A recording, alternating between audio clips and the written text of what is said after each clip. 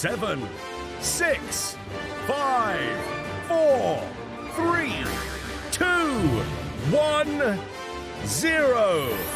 They're back for a brand new series. Even more excitement. Working things out by working together. Be careful, Four. Okay. Every day at 8:25. We are the Numberjacks. And we're only on CBeebies.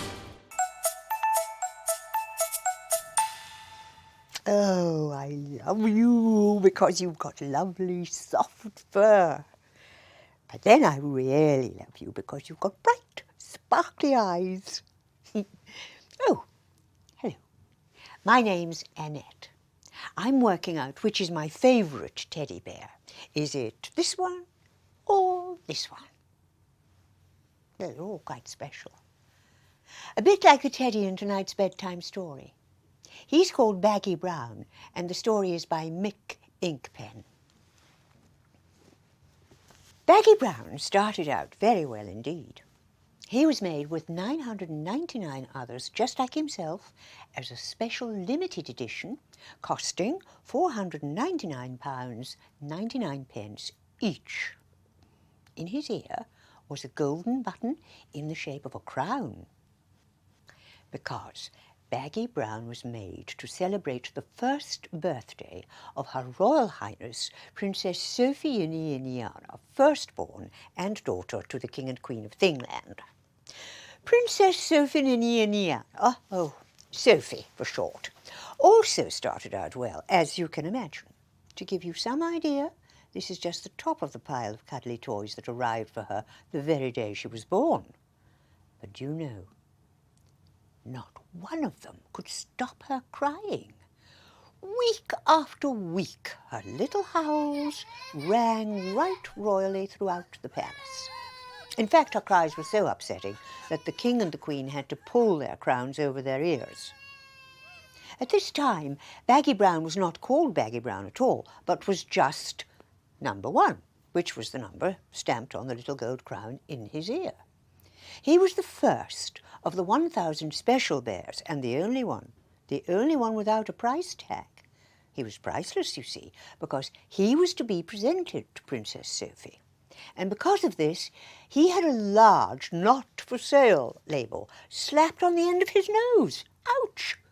It was such a shock that Baggy Brown did not line himself up properly when the big grabber came round. It missed him completely. While all the other bears were grabbed and whizzed away, number 1 continued along the conveyor belt and fell straight off the end.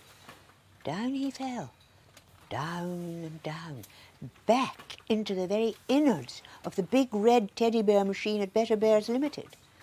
He was grubbed and fluffed and plumped and scrudged and frizzled and squidged and pummelled and hushed and hushed and hushed again. And when it had finished with him, the big red teddy bear machine spat him out onto the factory floor, where a passing factory worker called Jack trod on him. Now, Jack wasn't to know that Baggy Brown was a priceless bear.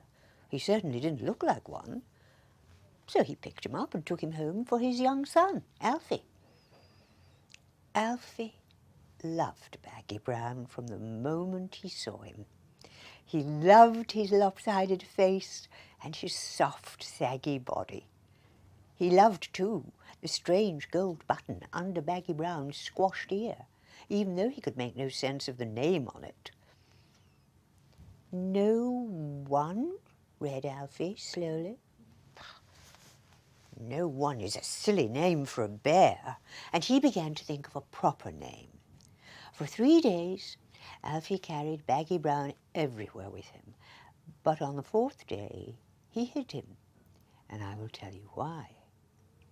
On that day, the television news finished with a story about a missing royal bear. "Number 1, first in a long line of bears, is missing," said the reporter. "Number 1? No one? That's Baggy Brown," said Alfie.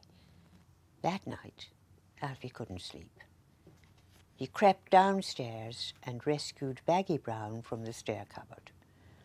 Silently he opened the front door and stepped out into the cool night.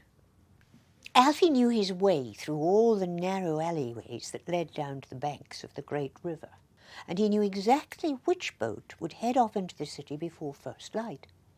It was into this that he jumped, curled himself into a ball around Baggy Brown, and fell asleep. Baggy Brown was wide awake as the barge slipped out into the great river. He was awake as it sounded its horn, just as it always did when approaching the royal palace to drop off its load of coal for the royal boiler house. But all the while Alfie slept on, which is how he was found by the royal stoker. The stoker, who did not have a clue what to do with this grubby little bear, summoned a royal footman.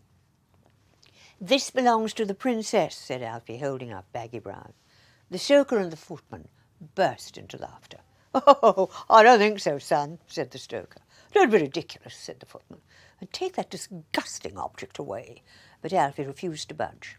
"It does," he said. "It belongs to the princess."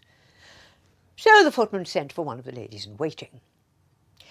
Lady Jane Farquhar was undaunted by the smell of old welly rising from Baggy Brown, and having 5 children of her own, she knew exactly when a child was telling the truth. She examined Baggy Brown closely. As she lifted his coal-black ear, there was a bright glint of gold. "Aha!" she said, and read aloud, "Number 1. "His name is Baggy Brown," said Alfie. After a quick clean-up with Lady Jane Farquhar's hanky, Alfie was led through the palace to the royal nursery where Princess Sophie was howling as usual. Sophie looked at Alfie. She looked at Baggy Brown. She stopped crying. And for the first time in 53 weeks, the royal palace was quiet. Sadly, Alfie pushed Baggy Brown through the bars of the royal cot and was led away. But at this moment, Sophie started to howl even louder than before. "Alfie," whispered Lady Jane, "it's not Baggy Brown that Sophie wants. It's you." Well, the following week, a parcel arrived for Alfie. In it was a silver phone with just 1 golden button. From that day on, whenever he liked, Alfie could call for the royal barge to take him and his friends up the great river to the royal palace to visit Sophie. This is them, in the tree house that the king had built in the palace garden when Sophie was 5 and Alfie was 9. And if I had longer to tell you what happened, I would tell you that Sophie loved Alfie and his Baggy Brown bear for the rest of her life and married him just after her 21st birthday. I would tell you that Alfie's father, Jack, became the proud owner of Better Bears Limited, but his proudest day was the day he learned that his grandson, future King of Thingland, was to be named after him. I would tell you that on the day His Royal Highness, Prince Jack, was born, 10,000 bears rolled off the conveyor belt at Better Bears Limited, and I would tell you that none of them was loved as much as Baggy Brown. And that story was called Baggy Brown. You know, I think I love these teddies nearly as much as Baggy Brown was loved. And I can't choose which is my favourite. But I think it's time for you, me, and everyone's teddy bears to go to sleep. And I'll see you soon for another story. Night-night.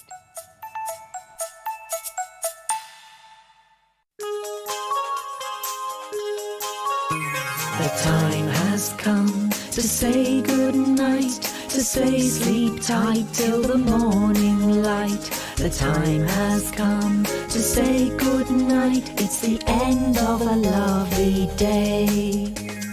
We've had so much fun today, tomorrow's just a dream away. And now it's time to say good night at the end of a lovely day.